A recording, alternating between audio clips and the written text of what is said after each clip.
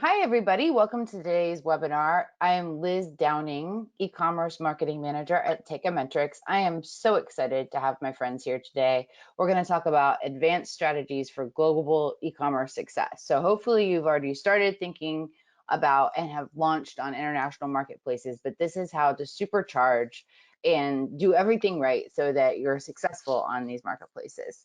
I've got TJ Hyland from Payoneer, Melanie Shabangu from AVASK Accounting Solutions, Pearl Ausch from First Choice Shipping, doing a return with me. We just did a webinar not too long ago, as we did with Jana Krekic from YLT Translations. So kind of getting the band back together. We talked about launching on international marketplaces, but now we're going to talk about how to really do it right and how to be successful, beat the competition, dominate different global marketplaces.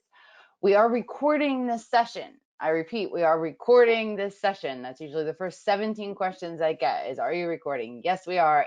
The recording will be mailed to everybody who registered. So if you can't make it, that's a bummer, but you'll also get the content. We do have a slide deck that I'm going to share in a second, but a couple more housekeeping items. We are taking questions throughout. I will sort of be moderating that and making sure that the question is timed correctly and all that kind of stuff. We're going to sort of round robin things, but we also do have a lot to get through today. So without further ado, I'm going to share my screen. Not all screens. Nope, nope, nope, nope, nope, nope, nope.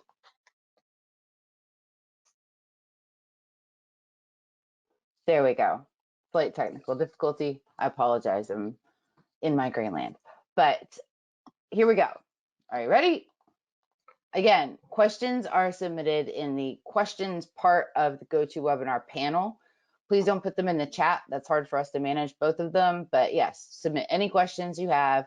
We'll also be following up with questions after the session. If you need to connect directly with one of these vastly knowledgeable experts, I can definitely set that up. You might need financing options and payment options. You might need VAT help, you might need logistics help, you probably need logistics help. And you definitely need localization and listing translation services because the Amazon offering is not adequate to get you to where you need to be in terms of your success.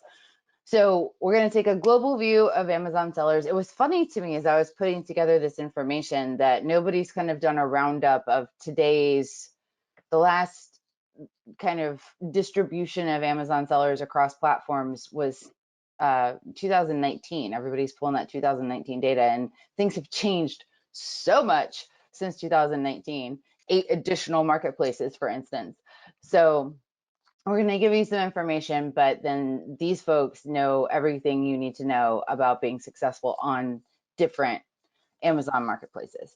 So we're going to talk to Pearl about advanced international shipping and logistics. A lot of people are having their inventory limits throttled. She's going to give some options about that.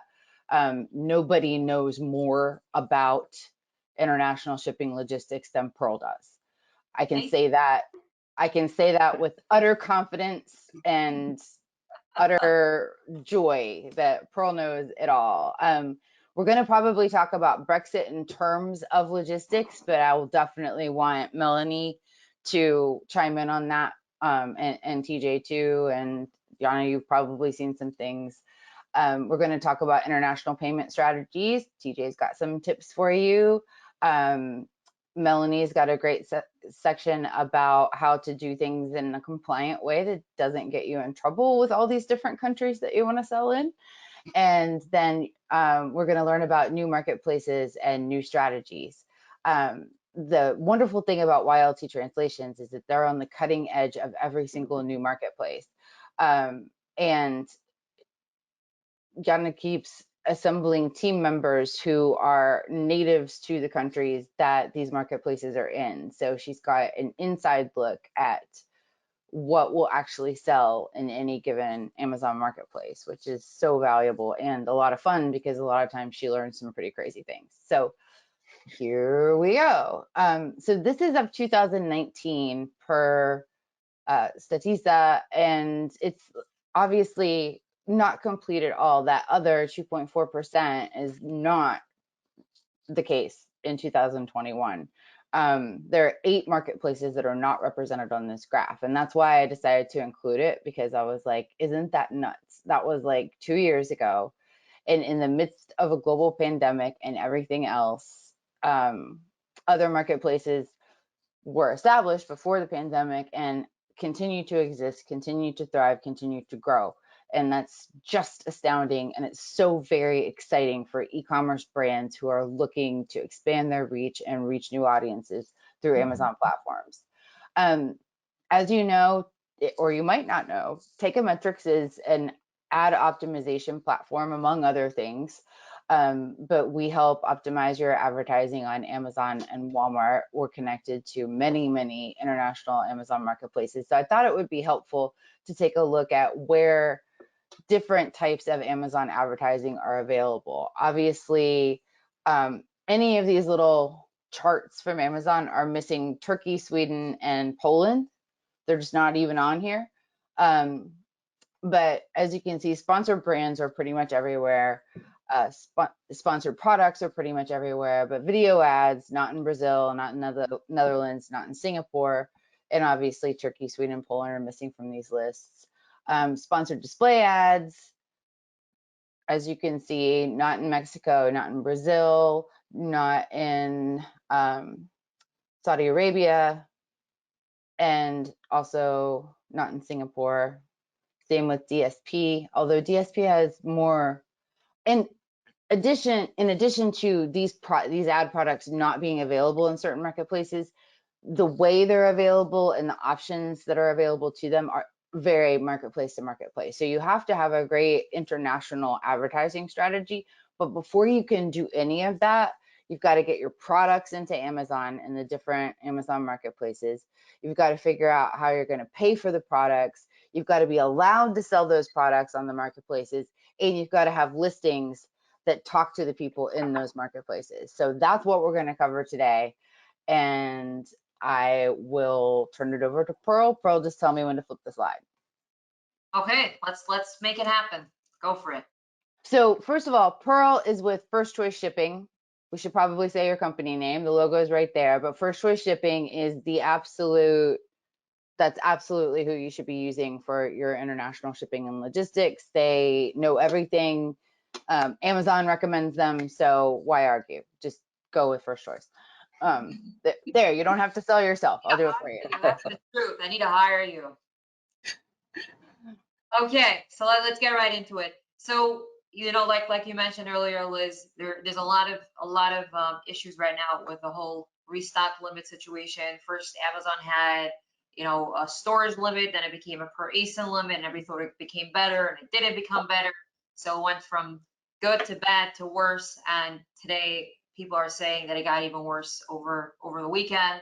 So what everybody's speculating and what we're hoping for is that when Prime Day comes around, Amazon cleans up their warehouses and everything starts bouncing back to at least some normalcy. But it does seem like Amazon does have their intentions in mind on how they want things to be going forward.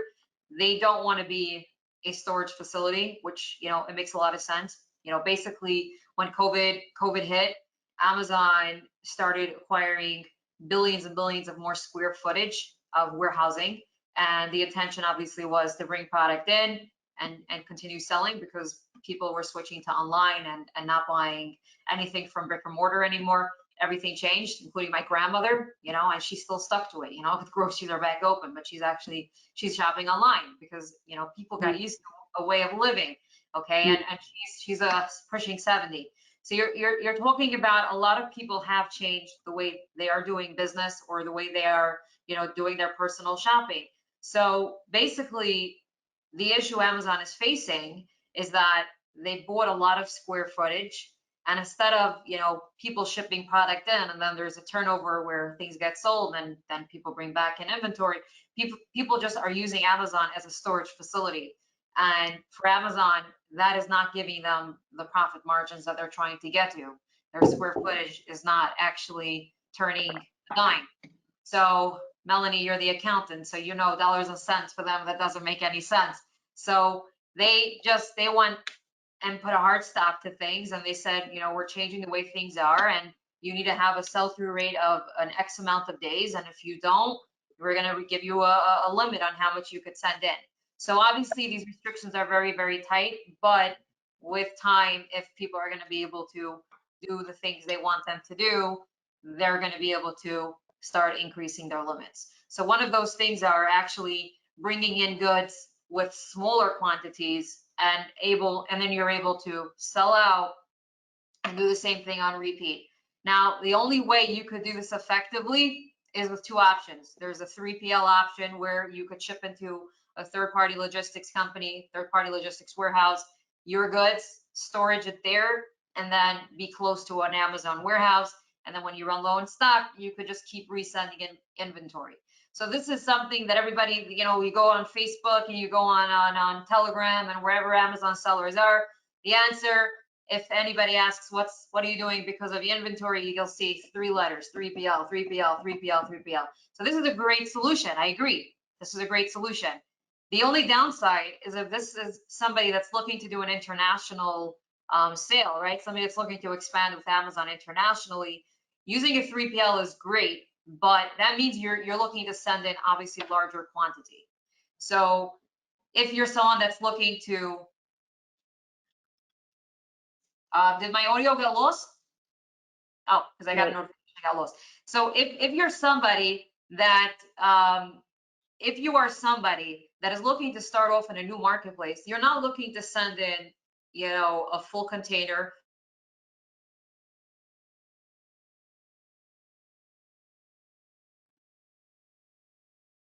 Okay, now you're frozen.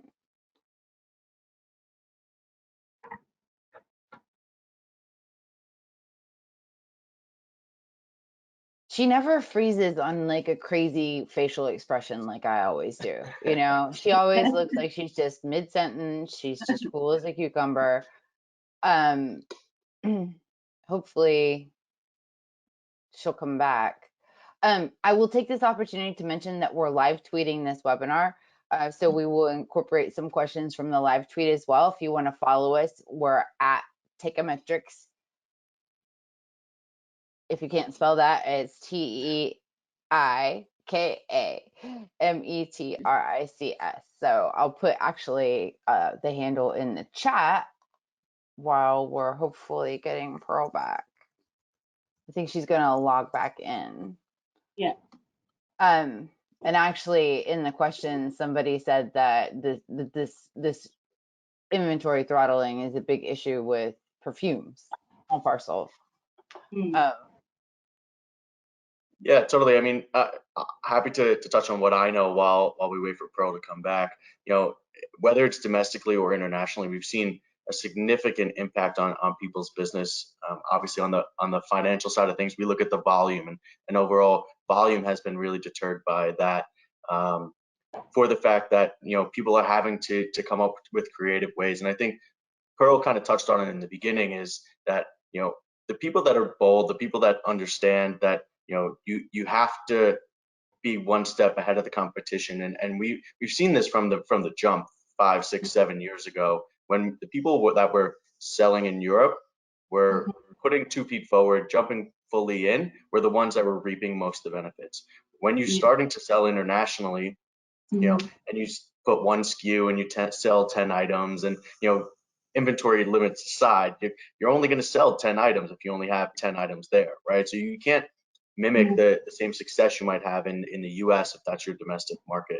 So, you know, when we talk about advanced strategies surrounding inventory, it's the businesses that are dealing with this problem of inventory stockouts or inventory stock limits head on, and are looking for these 3PLs. And I think, as Pearl was getting to, was, you know, it's not going to be cost effective for you to sell or to send, you know, 20 units at a time from the US to the UK.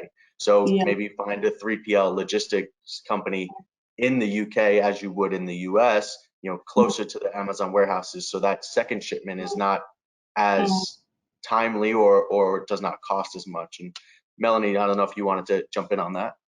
Yeah. I mean, you're totally right there. Like Pal said, that Amazon, they are not a fulfillment center, so for Right. them, the inventory must be coming in and coming out at the same time. So there's no space for keeping more inventory. And is this something that I'm going to be touching on earlier with Amazon introducing more countries on their list of approved sellers? So for me, that was interesting from the point that, oh my God, there's more introduction of countries. So which means people in countries whereby they were not allowed to sell in all the Amazon marketplace, all of a sudden that they're selling. So which means inventory shortages, I don't think they're going to be a short-term problem. I think this is definitely long-term. I think anybody that is looking to sell proactively and not have any shortages out there, 3PL, they are going to be a long-term solution for more people. That's my thoughts on it, because if we turn around, we say, let's say, look at Pakistan, something again I'm going to be talking about is that, I don't know how many sellers that they've approached us over the years that I would be looking at coming from Pakistan, just alone. You've got sellers that are coming through from South Africa that are looking to start selling on the platform. Now, these guys are coming in with new products. They are coming with something that is fresh out there. They're not bringing in Me Too products, these guys. They're manufacturing from their own countries. So again, going back to inventory storages, where is Amazon going to keep all your inventory? So you need to make sure that you've got plan B, not just for now, but as a long-term strategy. Yeah, because I don't think that this trend is going to stop. I think that the COVID was a thing, but now there are going to be more things, and this is the new world that we're living in. I know that Pearl was going to cover Brexit strategy, so hopefully, if she can't rejoin, we'll definitely include that information in the show notes, and we'll include that information in the replay email that we send you. But she's got this great strategy. Obviously, if you're selling pan EU, the UK is not part of that anymore. So a lot of people have been trying to ship into Germany. Yeah. That can take a really long time. So she's got kind of a workaround for that. And I'm just going to tease you with that because she's back. My internet went down. I'm so sorry. That's okay. I was kind of talking about your next slide, but I didn't give anything away. Yeah, so I guess I'll just repeat quickly what I said about the small parcels. So basically, well, what I was saying is that with small parcel, the reason why we're pushing this, especially with sellers that are starting out in a new marketplace, is that these carriers are actually preferred providers by Amazon, which means they have time slots for delivery every single day. They're quick. It's there between 2 to 4 days, and your turnover could be very, very quick. So in other words, if Amazon is giving you a restock limit that's really small, you could restock much faster with small parcel because you don't have to ship that much. It's there fast, so you can replenish fast. And the pricing is very decent when you're working with a company like us that could give you pricing between 60 to 80% off the carrier's pricing. So instead of going by truck, going by container, that will take you much longer. And then you have to ship it to a 3PL facility first. We recommend diversifying with this way as well to make things make sense. Okay, shipping into Germany during Brexit. So as most of the sellers that are on here know, unfortunately, Brexit really changed the name of the game.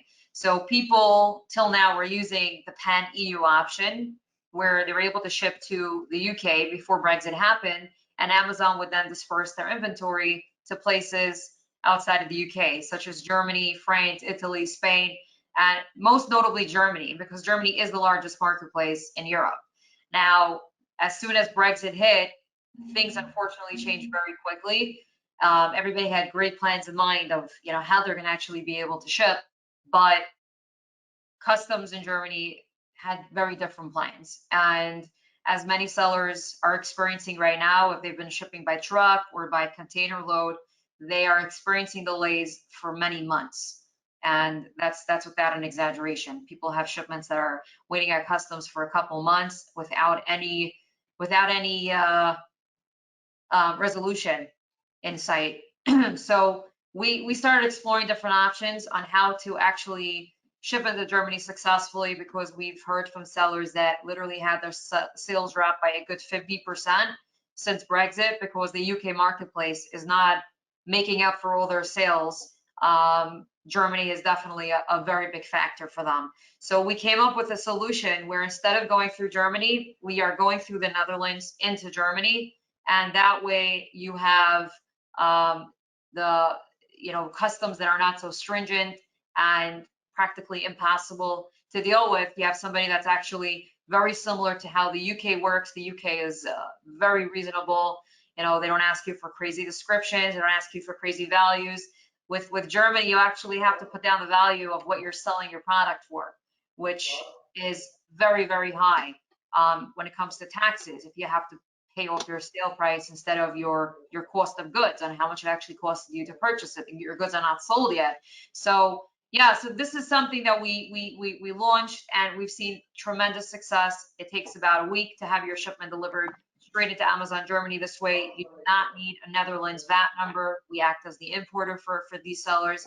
All they need is a VAT number for the country where it's going to end up being in. So if it's going to Germany, all you need is a VAT number in Germany, which most sellers, if they've already done pan-EU in the past, have already probably worked with Melanie and her team to get set up with a VAT number for Germany, France, Italy, Spain, etc., and they're good to go. So this is something that's a small parcel option, gets delivered right away when it's available to be delivered, because the carriers have time slots, like I mentioned earlier, with Amazon, versus these truckers might have to wait a few weeks in order for them to get a delivery appointment into Amazon. So these are some solutions that you could really use to help you with Brexit, plus with the restock limits. So you have a faster turnover, you don't have to ship that much, and it's just very seamless. And we've seen a lot of sellers have success with this service so far. Yeah, and that's basically it. And I'm sorry again for the interruption. It happens. We're glad that you were able to make it back. So TJ, you're up. Sure. So what I'm going to do is just touch on a little bit of the base level and then go a little deeper into what we talk about in terms of moving money around the world. So if you are based in one country and listing or selling your products in another, you're going to get paid in that local currency. You absolutely have the ability to use Amazon's currency converter solution, but not always are those terms favorable for you, and they don't really give you much control over your funds. Your funds are going to be taken from your sales and converted back to, say, your home currency, in this instance USD, every 2 weeks or whatever your disbursement cycle is. So a solution that we've come up with is to give you more control over your funds. And the main way of doing that, or the first way of doing that, is via the receiving account. So give you the ability to receive and hold funds in local currency in 9 different currencies. And those are the 9 major markets where Amazon is. As Amazon has launched some of these newer ones, Poland, Turkey, Sweden, we're in the process of getting those local accounts, so you can take advantage of that solution as well. So what you do is you receive in those funds from the marketplace or from Amazon in local currency, and there's no fee associated with that. Amazon's not going to be charging you anything on that front, and only when the funds are going to leave Payoneer do you have to pay any solution, and that's really when we get to the paying side. As Melanie's going to talk about, I'm sure, being compliant and paying VAT or any sort of local taxes in any of the regions in which you're selling is extremely important. We joke, or we used to joke, that 5, 6, 7 years ago, selling in Europe was a bit of the wild, wild west, because not everyone did it, and we don't know who did it or didn't do it from Payoneer, or from my perspective. Maybe Melanie did, but the local governments have really cracked down, and it's really important because Amazon's going to crack down on you. So you have to make sure that you are compliant, paying your taxes, whether that's quarterly or annually or monthly, whatever it may be.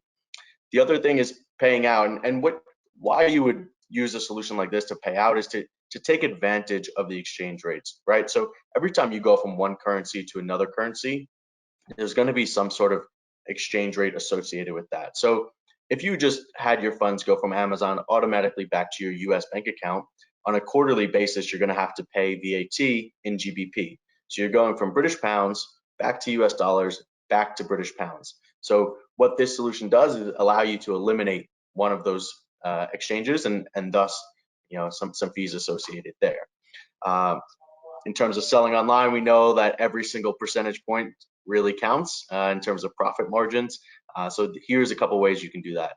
Similarly, if you had vendors or suppliers that you needed to pay, and we talk often about paying suppliers in China, whether that's paying them in US dollars or Hong Kong dollars or in local currency, that's a whole nother situation. So when you are paying to your supplier in China, a lot of the times they will just invoice you in USD.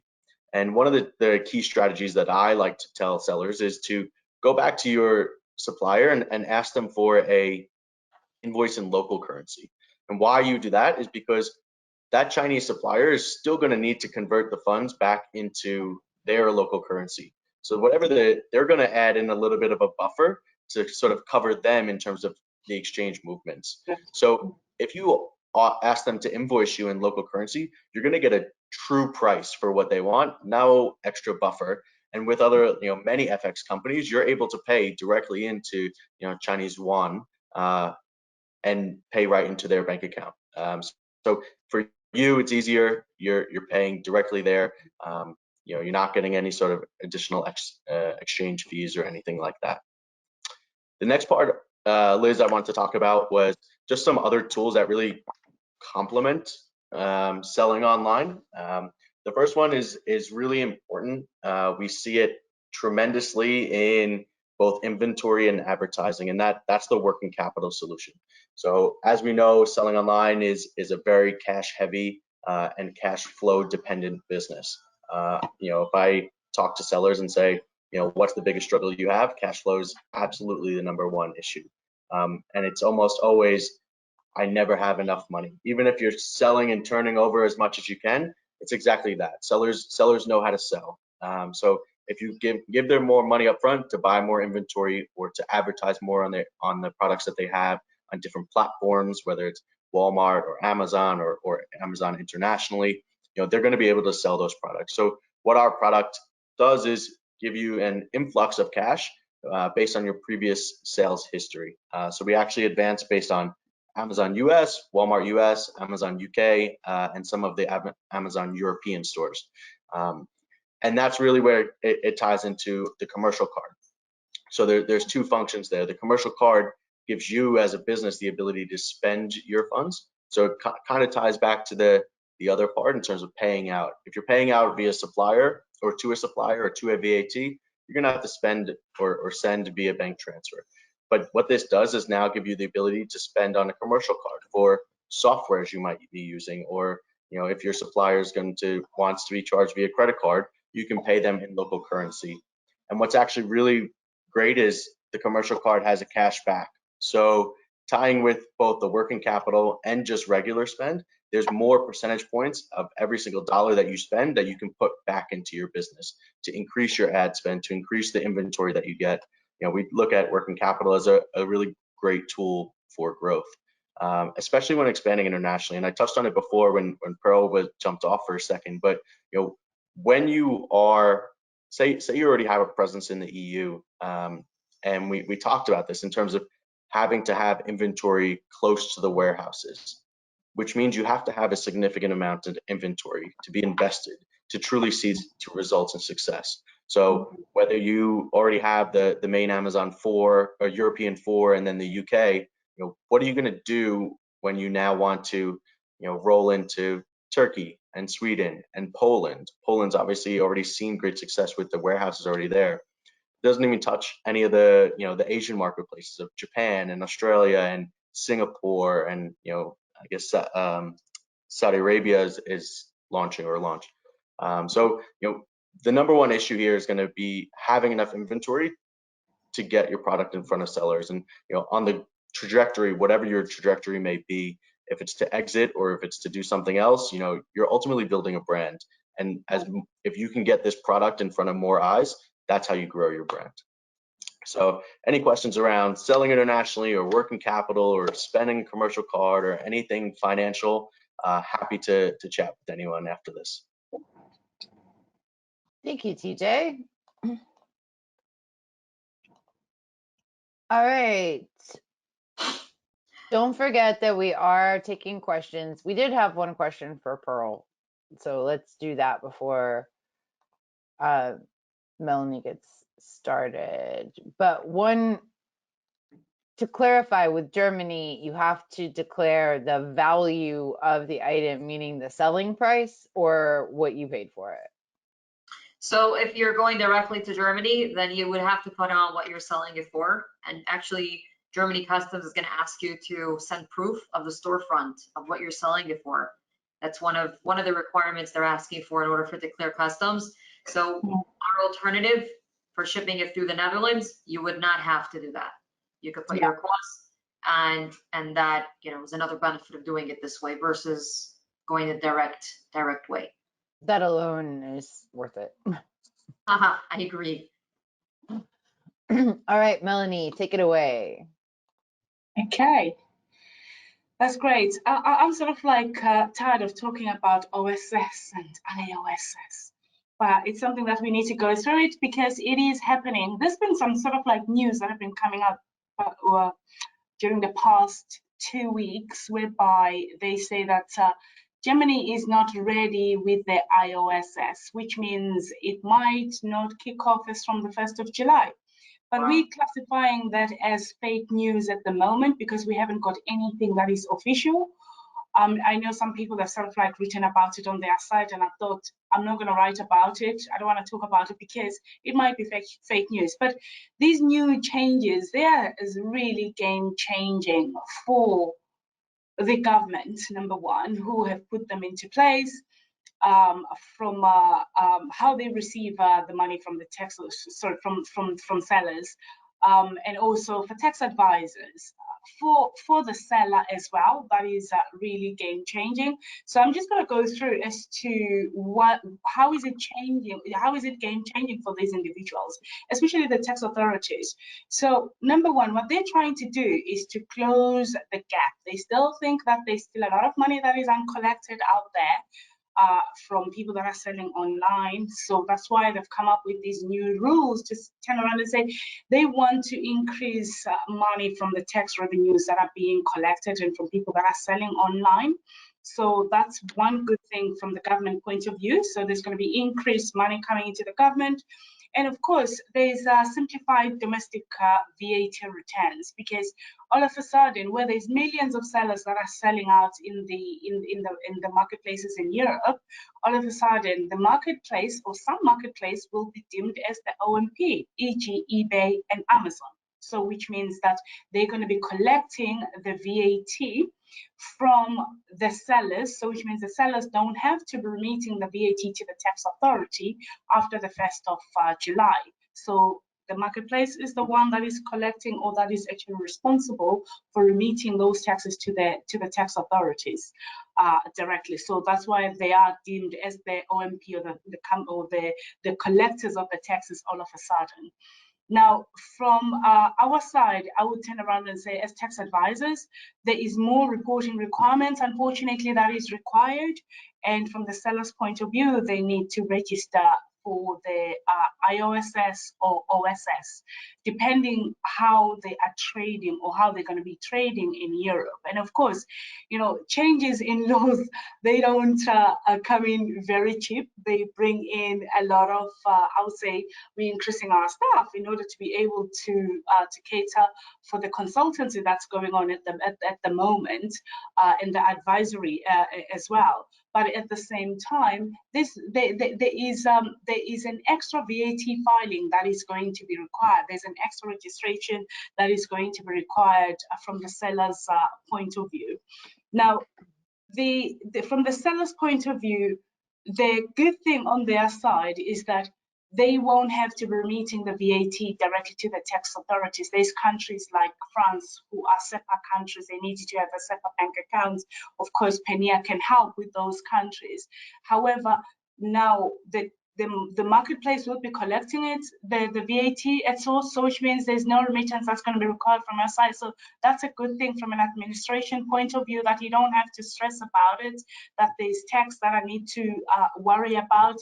And also from the seller's point of view, there is now there is a potential change in the systems. This system is going to be launched fine, but it might cause a bit of disruption where you were, as a seller, you were supposed to be keeping paperwork for 6 years.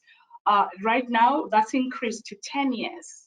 So that affects both parties. It affects the tax advisor because they need to keep all your information. So there's storage cost there for all the paperwork for 10 years instead of the 6 years that was in place.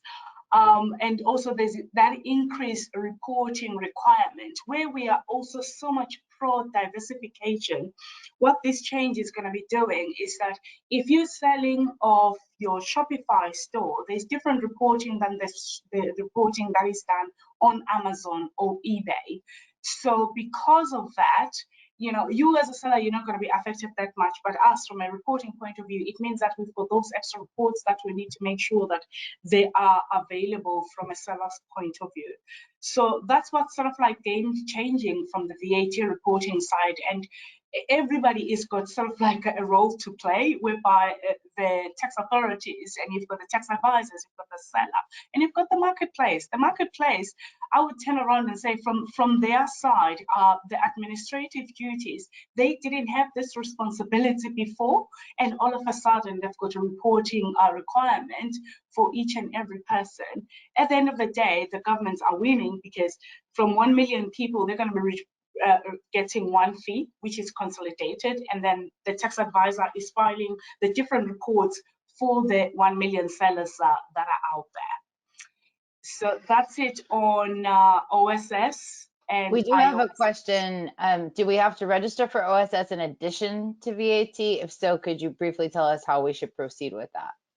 Yes, so there will be, so the VAT registration, I think the adverts that are coming out there is like, now you will need only one VAT number. Yes, you will need one VAT number, that's where you're going to be storing your products.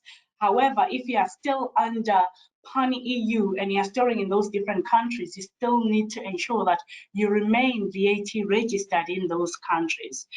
There will be registration that's going to be required for IOSS, and again, that depends on how you are actually shipping your products or which platforms you are selling under. Great, thank you. Okay. Oh, sorry. Got it. Okay. Fantastic. So now we are looking at the overall global growth strategy.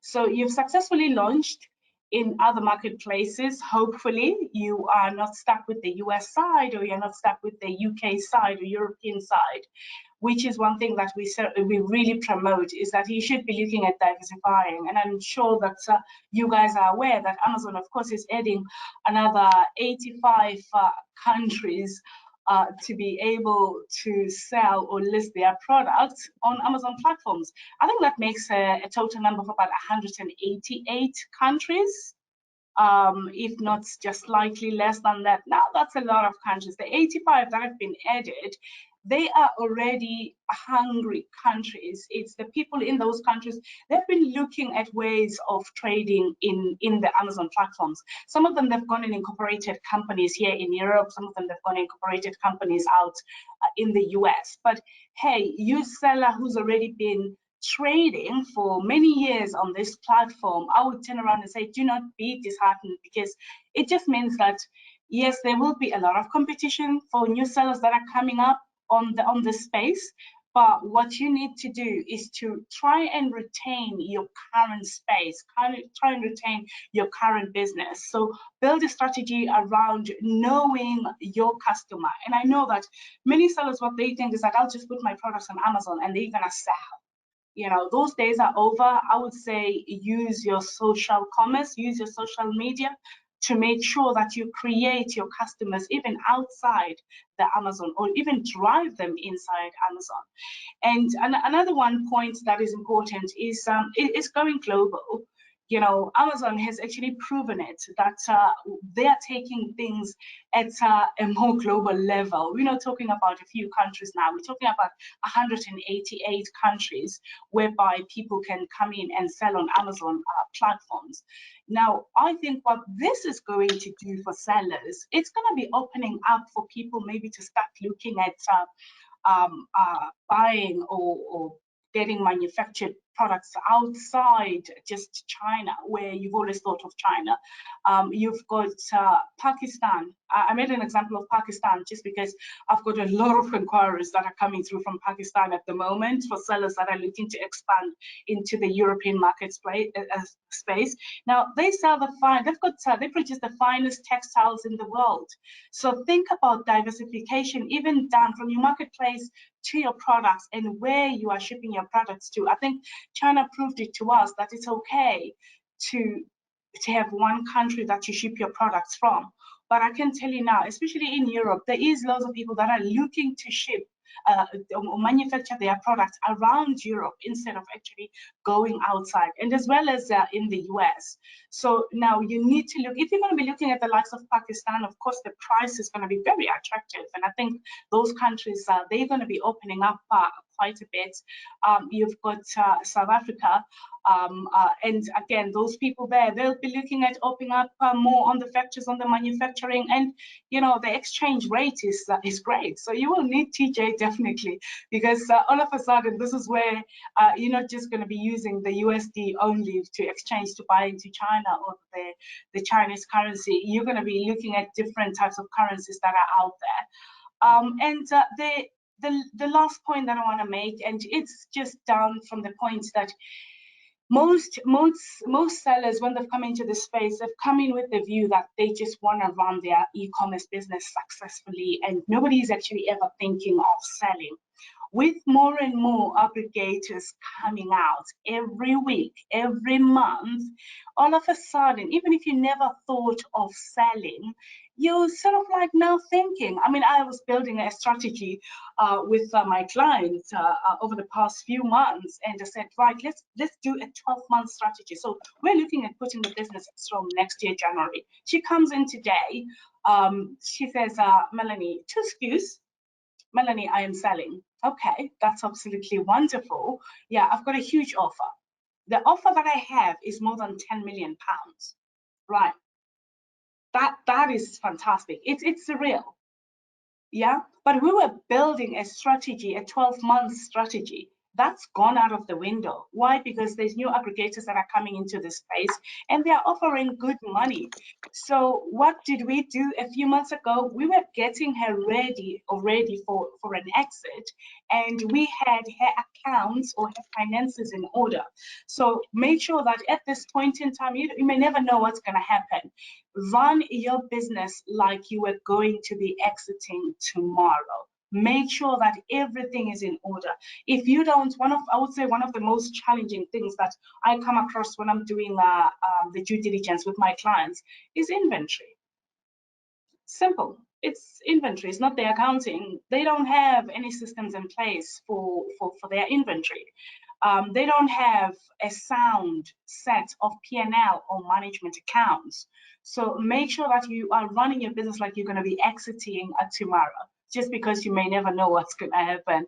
And also think about the perfect plan of an exit. There's loads of these aggregators, and fortunately, they're actually contacting our sellers directly now. I don't know if they find them maybe under Amazon, because they've got seem to be having all the details, and they're contacting our sellers directly, which is absolutely fantastic. So I think on the next slide, Liz, I just wanted to just show some people with regards to the countries that are actually growing at one of the highest rates in Europe. So as far as like the turnover, e-commerce turnover, that's what we have in front of you, which is Denmark. Obviously, it's a huge growth that they've experienced in the past year. You've got Norway, you've got Switzerland, you've got Finland, you've got, and in these countries there isn't any Amazon platforms, but these guys they buy on the neighboring countries. I wouldn't be surprised if Amazon took on the whole of EU in the next 2-3 years. So I would say, just to get ready, do not start when you know that Amazon is actually covered the whole of EU. But also, just to go on the next one, whereby you're looking now the rest of the world, as far as like how e-commerce is actually performing. I'm not going to be even mentioning China, which is absolutely crazy, the e-commerce revenue that's coming through from those countries. So I would say those figures, I would say that you need to make sure that you are part of this game. So yeah, thank you for listening to me.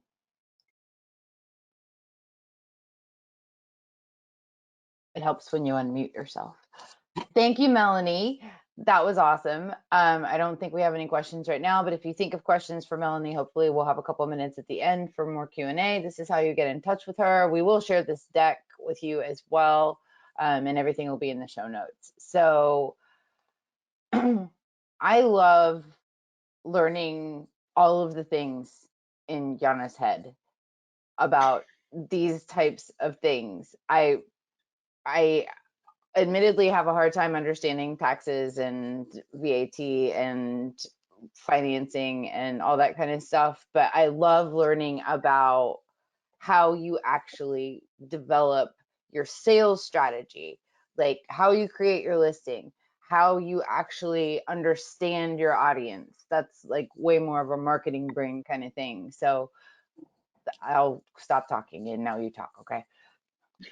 Okay, so today I will cover a couple of new marketplaces that are interesting and some of the categories that we've seen that people can make success in.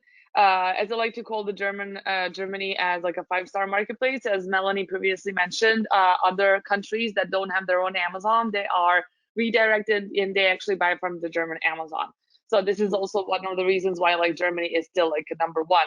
And recently, you know, Sweden and Poland have been added to the pan-European program. And now we have also Turkey that rolled out just recently. I mean, there was not like a very big announcement, but like when you go on amazon.com.tr, you're going to see a website which is completely going to be in Turkish. And I will talk a little bit about Turkish e-commerce because I think a lot of people don't know what they're getting into, and it's a really, really good and interesting opportunity, definitely for all sellers.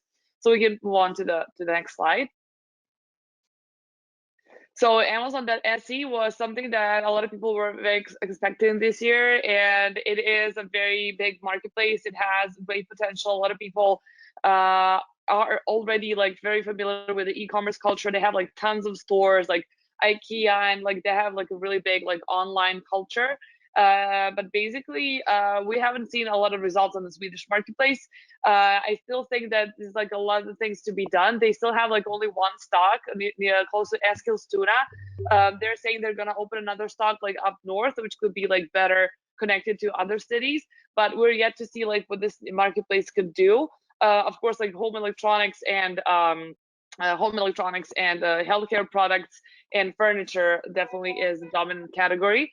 But we're yet to see like some really good results with Amazon.ec. I also don't think that they had kind of really rough start because like basically the whole website was just like, you know, translated like with Google Translate. They even put an Argentinian flag instead of Swedish flag to begin with on the website, and everybody was just like making jokes about, you know, this horrible start like for the Amazon Sweden. But we are yet to see, you know, what's gonna happen here. But from all of these new marketplaces, Netherlands is kind of old now, like from this point in time. But I would not recommend like Sweden if you really don't want to, you know, go to Sweden. I would not recommend doing that like as an obligatory like a new marketplace. But what I would definitely recommend is the next slide, Amazon Poland. Actually, Amazon Poland has been very, very trending, and we've had some like returning clients that literally gave their whole catalogs, and they told us like we want to do all of these products for Poland. And Poland is like a really interesting country when it comes to e-commerce because they have like 12,000 online stores, and their marketplace Allegro.pl has been like on the top worldwide marketplaces out there. And I'm sure a lot of you know Zalando, like one of the biggest German marketplaces. Last year, they also expanded to Poland, Sweden, and Spain. So they were actually a little bit ahead of Amazon. So I'm pretty sure that, you know, if Zalando was going this way, there's probably something good happening in Poland. So it's a very good marketplace, and people have experienced some sales. I mean, every start of a new marketplace is tough, but basically, you know, like Poland is something that everybody is kind of rushing to. Like there's like this FOMO about Poland, and I would definitely suggest you trying your best selling products like in this specific marketplace. We can go to the next one. Okay, so outside of Europe, Amazon UAE is pretty interesting. It's still very, very good. If you want to start selling, it's also FBA, and you can use English, because what's really cool about UAE is it has a lot of expats. So you actually don't need translations. You can just target expats with English, and I would use American English and American keywords because of the community that's being sent for work over there. And also what's very, very interesting is the home and furnishing category. Because that category has maybe just still, like I've just checked that recently, and it still has just only like a couple of thousand products. When you compare it to like 40,000 products in the US, Amazon is basically nothing. And people love good deals. Like UAE is an expensive country, and you can offer them like just like a little bit lower price that you can find online. They don't have that much choice. I'm pretty sure that you can make it big in the category of home decor and furnishings, because expats like come and go, and usually people over there, they rent out empty apartments, and then they need furnishings, they need to like buy stuff which are quite expensive. So this might still be a really, really good choice for you to do it right now. I don't know what's going to happen in like 6 months, but right now it's still a really good category to start selling it. Also, but we've noticed that in Germany, like eco-friendly products have been like everywhere. And especially like this is super top information, wooden toys are making it insanely big in Germany. Like, so if you're selling wooden toys, go to Germany, it's going to be awesome. Okay, next slide. Okay, so the newest one, Amazon Turkey. So I mean, this is like, it has been launched, but Turkey, as like I'm sure everyone knows, like the Silk Road in Turkey and how important it was in history when it's like geographically a crossroad between Asia and Europe, and as well as being like one of the hubs of like international trade. Basically, a lot of companies around the world, they want to have an expansion in e-commerce activities in Turkey. Even before Amazon, like a lot of companies would go there and expand there, and many international companies, they try to sell their products. And it's very important for business owners to understand the market and understand the audience before expanding their business out there. And what's like really interesting is that Turkey also has all the Black Friday, Cyber Monday, Boxing Days. They're like one of the best kind of cyber holidays that the country has. So it's really cool. And Turkish retailers have thrived with huge discounts that they offer. So this is like kind of good because Turkey kind of fits right into that like e-commerce culture that everybody is kind of familiar with. They don't have any other specific like cyber holidays, so this is something that definitely falls into with Amazon pattern. And what's like very interesting is that they basically buy stuff from their PCs, so they don't buy like stuff from like their cell phones that much. They like use tablets and they use PCs, which is kind of important. Like if you maybe want to optimize like your website, you want to kind of more focus on like the desktop than like on cell phone as well. And when it comes to social media, it's really interesting that YouTube is dominant in Turkey, not like Facebook and Instagram. They're like around like 50%, but like YouTube is around 60%. So maybe it's like a good idea to maybe like that for like a YouTube ads, like with your sponsored videos, maybe like reach out to like Turkish influencers like on YouTube. So definitely like YouTube should be like your main focus if you want to like spend some money on like ads over there, for sure. Okay, yeah, definitely. Shoes and clothes are their bread and butter, but when it comes to other categories, it's like consumer electronics, personal care, and cosmetics, definitely. And isn't Turkey the only marketplace where home and kitchen isn't the predominant category? Yeah, exactly. So kitchen is not like, usually like kitchen is like the top categories like on all marketplaces, but here it's not. It's just like a different culture. But when it comes to like electronic devices and stuff like that, it is quite common as it is on all other marketplaces. So that's when it comes to like new marketplaces, just like a short overview. When it comes to like new trends and stuff, what's happening like on new marketplaces, like one of the restricted words that you have no idea about because it doesn't say anywhere, and this is like where we find out like when we work for sellers, like for instance, like in German, like Velcro is a trademark word. They use the word Velcro as it is like in everyday style, but it's trademark. Linderung, which means it basically soothes the pain. It just says like soothes the pain. It doesn't say that it cures your health or makes your sickness go away. It just says that it soothes your pain, which should be allowed, is completely banned for the German marketplace. And very interesting thing for Italian, the word mop, which is mocho. So the word mop is trademarked. Interestingly enough, mochi and mocho is the category on Amazon which you put your mop product in. So that's allowed, but the trademark of like the mop word is not allowed, it's restricted. And also like a very popular fidget, like the toy and Mexican marketplace, it's also trademarked, and now it's a banned word. What's still allowed in Europe is caps lock and bullets. They will not pull down your listings because of caps lock. HTML ends in UK in June, also like July, like end of it in the States, but nobody says anything about European marketplaces. Sometimes, you know, European marketplaces are like lightning years behind everything else. So for now, you'll still be able to have this beautiful like product description. I know Amazon is like pushing everyone to go into A+, you know, like brand registry and everything, but you'll probably not have to do that for you know, European marketplaces. And also like we're happy when we saw the global reviews were back, because they kind of disappeared at once, and you could also see the local review. But it turned out that there was actually a glitch, or so they say, or they were just kind of testing out things as they always do. But yeah, of course. And then the global reviews are back, and that's very important because, you know, like as I said, like you cannot restart your honeymoon. You can restart your honeymoon, but you cannot restart your reviews, definitely. The reviews are always there, so you should definitely always keep an eye on that. And just, you know, if you have like 10,000 reviews in the States, you know, definitely go to Europe, because that's going to give you an edge over your competitors. And well, the last thing that I wanted to touch on is TikTok for businesses in Europe, which is pretty cool. Very interesting strategy for Amazon sellers. If you go on to the next slide. Especially if you have like certain products and certain categories that I'm about to mention. So especially because these are measurement possibilities when it comes to TikTok ads, it's much more better and detailed with any like PPC, Google ads, anything. It gives you much more than any of these other you know, ways of ads just give you as an opportunity, like much better overview. What's very interesting is on the next slide, we'll see that the population that's represented on TikTok is 76% have visited shopping sites in the last month. So they have like a very big purchasing power. They want to buy stuff. And what's very interesting is that the TikTok audience is nowhere else to be found. So you have like Facebook audience, you have YouTube audience, but the TikTok audience is like 30% of audience that you will not find anywhere, and you'll be targeting exactly them like on your TikTok. Next slide.